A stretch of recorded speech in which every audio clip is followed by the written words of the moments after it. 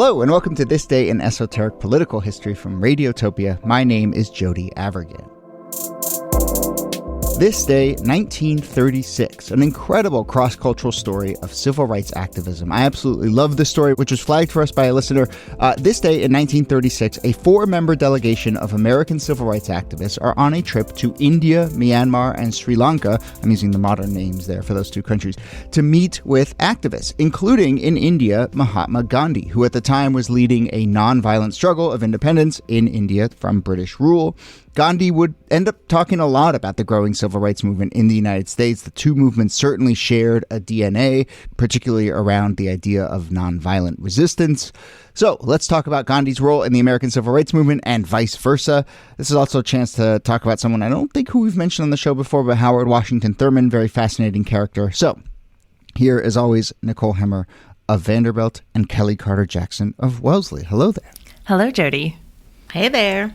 And Kellie, I said in your intro, I should have also tagged on something that we want to flag for listeners. You're taking part in a big documentary that's coming out. If you're listening to this on the 14th, it's the 15th. Yeah, you want to plug? Plug away. If you've got a Netflix account or a friend who does, I am going to be in a 4-part series called African Queens, which is executive produced by Jada Pinkett Smith. And this 4-episode block features the life and the rule and the reign of Queen Njinga. She was the ruler of Angola. It's probably one of the most powerful African queens in the continent. She was a boss. She was fierce. And I'm really excited about it. So, it airs on February 15th, and you can stream all 4 episodes. All right. Did you get to sit at the red table? No, I didn't. I wish. I'm going to go up to that throne so quickly. That's great. Well, we will be watching. By the way, I mentioned in the intro that we got an email from a listener about this, and I went back and checked because I wanted to give them a shout out, and they didn't leave their name. And it's this amazing, super long email. So, folks, when you email us, especially if you email us with such a brilliant story, with all sorts of research and links and stuff, leave your name so we can give you a shout out. Anyway, Kellie, actually, let's start there with that name I mentioned, Howard Washington Thurman, who's really the architect here. Someone I don't think we've talked about on the show. Which is crazy because he has incredible life. Howard Thurman is someone I got introduced to when I went to Howard University. So he was the dean at Howard University for a number of years, and then he left Howard and became the dean of the chapel at Boston University. So he's got like 2 sort of claims to fame at Howard and at BU. But he was the spiritual advisor to Dr. Martin Luther King and so many other activists. He wrote a famous book called Jesus and the Disinherited, and he wrote about like what it means to be oppressed, but also what it means to be oppressed within the narrative of being a Christian, and how God is a God of the oppressed. And he inspires a lot of Black theologians like James Cone and others. And his work is still widely read today. So the fact that he's doing this trip, I knew about this trip, but I didn't know about this trip. You know what I mean? I knew that it happened, but knowing all of sort of the ins and outs and the conversations he had with Gandhi is just, man, it's a lot. Yeah.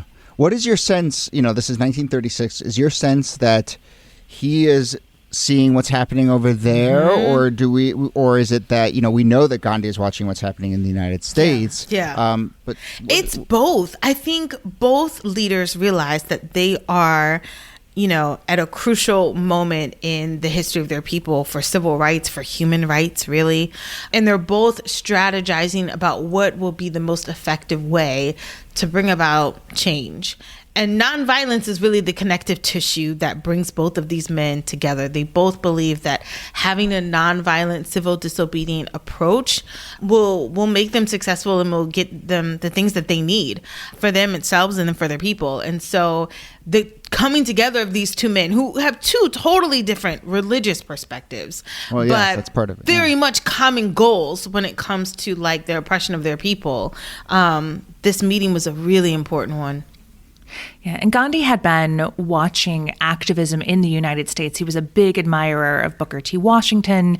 He had written an open letter or a message to the American Negro, as it was called, that was published in Crisis by W.E.B. Du Bois, that was about reaching out to African Americans and saying we share this history and this experience and this contemporary experience of oppression, and there are ways for us to think together about how to approach that oppression, how to deal with that oppression, how to overthrow that oppression. And Thurman is such an interesting person for him to be talking to, precisely because Gandhi is kind of curious about how it is that Black Americans have taken on, as he sees it, the religion of the oppressor. How can you be Christian knowing that the people who enslaved you were Christian, the people who oppressed you are Christian? And so it leads to some really rich and intense theological conversations between the two men. Yeah. It's so fascinating to me. I was just on another podcast, shout out to the Friendly Atheist, if you want to check it out. But we were having these conversations about how Black Americans, particularly the abolitionist movement, how Black abolitionists saw Christianity completely different from their white oppressors. So while white Americans had weaponized the Bible and used the Bible to sort of sanction not just slavery, but also white supremacy and segregation and all of these things, Black people were reading the same Bible, but a very different interpretation of that Bible as well, and how they saw themselves as like the children of Israel. They saw themselves as enslaved and oppressed, and believed that the God that they served would redeem them, or that there would be justice, spiritual justice for them in the end. But how it's funny how Gandhi is sort of like, yeah, you can't come here as a Christian delegation. Like, you can come here as a Black delegation. But for him, trying to make sense of that duality was a little difficult. Yeah. Though Gandhi had a pretty expansive, obviously he was Hindu, but, he had a pretty expansive approach to religion and even atheism, and I think was very interested in other religions in the way that we were describing here as well.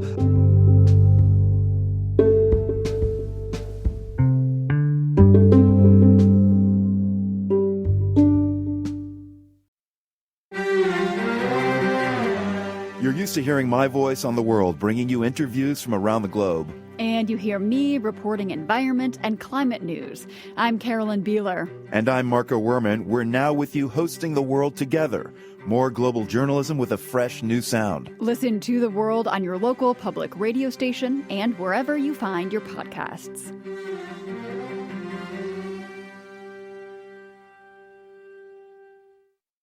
So let's talk about the trip itself and then get to some of the sort of bigger themes and parallels between the two movements. But, we're looking at October 35 to April 36. Thurman and a few others are traveling through India and these other countries. One thing is Thurman's giving lectures. He gives 135 lectures in over 50 cities I did the math. It's a lot of lectures. It's like 25 a month for a few months. I was about to say, what math did you have to do? 135 lectures. Yeah. That is a lot of a couple days off here and there, and that's a lot of a speaking. weekend. But I guess if you're traveling that far, you might as well get your money's worth or spread your message. And of course, they are meeting with a bunch of folks, and they do end up meeting with Gandhi towards the end of their tour in a small town in Gujarat. But anything else that strikes you from their tour of India? It's the way that Gandhi is so compassionate towards the experiences of African Americans, where he talks about there's nothing shameful about having grandparents who were enslaved. There's nothing shameful about having been enslaved. That slaveholding is what is dishonorable. And white supremacy, he would say it in that way, but is what is dishonorable. And getting, to see this shared interest, I think, was really important. I don't know, Gandhi's sort of like a mixed bag, because when we know that when he's in South Africa, he had a much different perspective of Black South Africans, and some might even say that, Gandhi's a racist, but I think that later on in his life, there are these conversations that are taking place between African Americans, and he sees a lot more common ground than he had seen earlier in his life. The other big thing that comes out of this is a kind of learning process about nonviolence, which had been at the core of the Gandhian movement.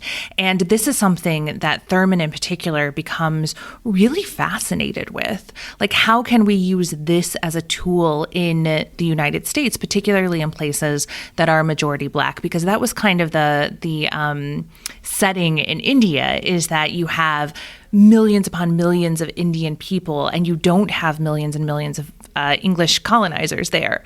So there is something about having those mass numbers that can make nonviolence really effective. And then how can you translate that into the American South in order to use nonviolence as a form of resistance?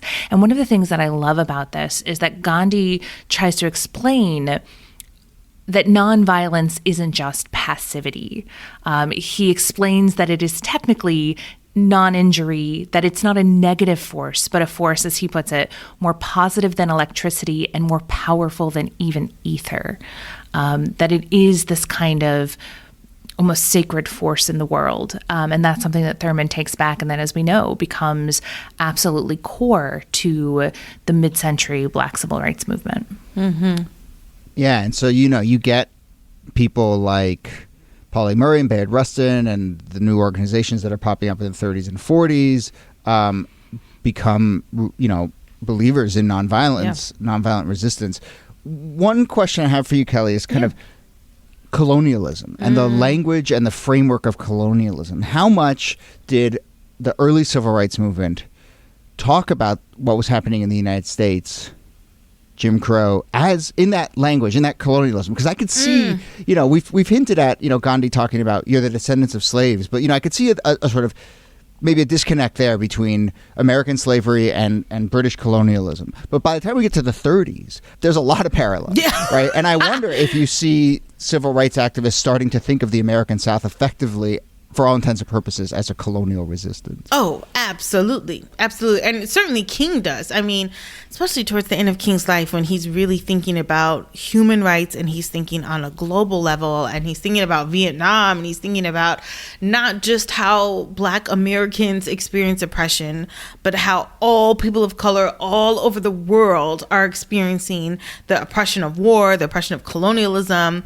A South African apartheid is, on its way up in this moment. I mean, it becomes much more about not just defeating the things that feel very local or even national, but about like, how do we tackle the global oppressed, the global poor, and people of color all over the world, that we have much more in common. And so I think that, you see a lot of solidarity moments, and you definitely see it in the 60s with like the Black Panther movement and the Black Power movement. They were going all over the world. People like Malcolm X was going all over the world, connecting with people and really talking about colonialism and the violence of colonialism.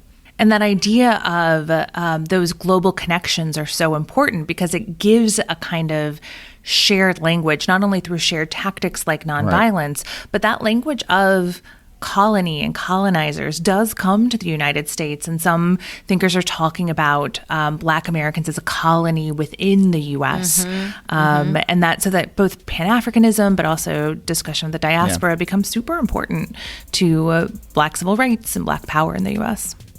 All right. Well, we will leave it there. Really fascinating. And thank you again, anonymous person who sent us that email. But more people should send us emails that are this rich and lead to such great conversations. But anyway, Nicole Hemmer, thanks to you as always. Thanks, Jody. And Kellie Carter-Jackson, thanks to you. My pleasure.